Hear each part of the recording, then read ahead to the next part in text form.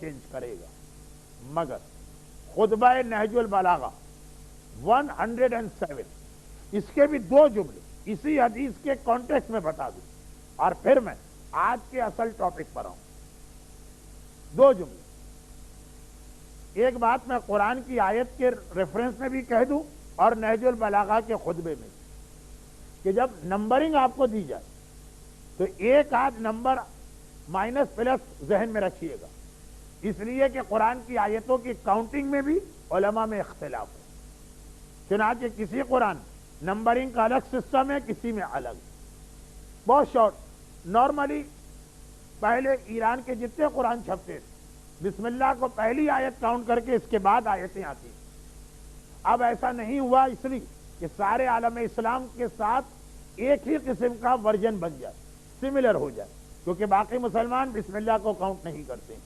تو minus plus ایک، اور نہج البلاغہ کے خطبوں میں بھی یہی کہ کاؤنٹنگ میں اختلاف. کچھ خطبے ایسے ہیں کہ بعض علماء نے کہا یہ دو الگ الگ اور بعض نے کہا یہ ایک ہی ہے. 107 اس کے دو جملے. ابھی آپ نے جو پیغمبر کی حدیث کے آخری اور 15th سائن پڑھی تھی اسی ریفرنس مولا فرماتے ہیں کہ جب حالت یہ ہو جائے کہ جن کے درمیان کوئی ریلیشن نہیں، گناہ کے کاموں میں وہ اس طرح ایک دوسرے کے ساتھ شیئر کرے جیسے بھائی بھائی کے ساتھ کرتا. جہاں گناہ کی بات آ جائے، دیکھیں گناہ کرنے والوں کے رشتے کیسے اسٹرانگ ہوتے ہیں.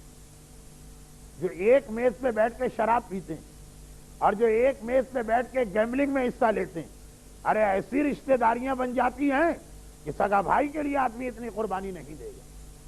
نہج البلاغہ خطبہ نمبر 107 مولا کہہ رہے ہیں کہ جب گناہ کے کام میں لوگ بھائی بھائی بن جائیں اور دین کی بات آ جائے تو سگے بھائی ایک دوسرے سے دور ہو جائیں.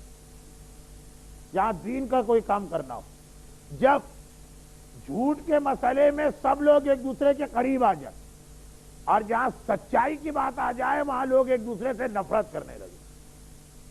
فَإِذَا كَانَ كَذَلِكَ جب ایسے حالات ہو جائیں گے تب فَالْوَلَدُ كَانَ غَيْظًا وَالْمَطَرُ كَانَ غَيْظًا تب حالت یہ ہوگی کہ بیٹا، اولاد، عربی میں اولاد کو کہتے ہیں قرۃ عین، آنکھوں کی ٹھنڈک.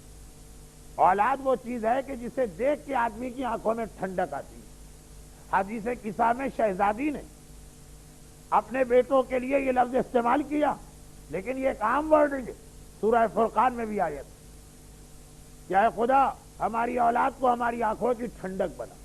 مگر میرا مولا کہہ رہا کہ جب آخری زمانہ آئے گا، گناہ کے کام میں لوگ ایک دوسرے کے بھائی بن جائیں گے، دین کے کام میں ایک دوسرے سے دور ہو جائیں گے، سچ کی بات آئے گی دشمنیاں ڈیولپ ہو جائیں گی، جھوٹ کی بات آ جائے گی سب ایک دوسرے کے ہاتھ میں ہاتھ ملا کے کوآپریشن کریں گے.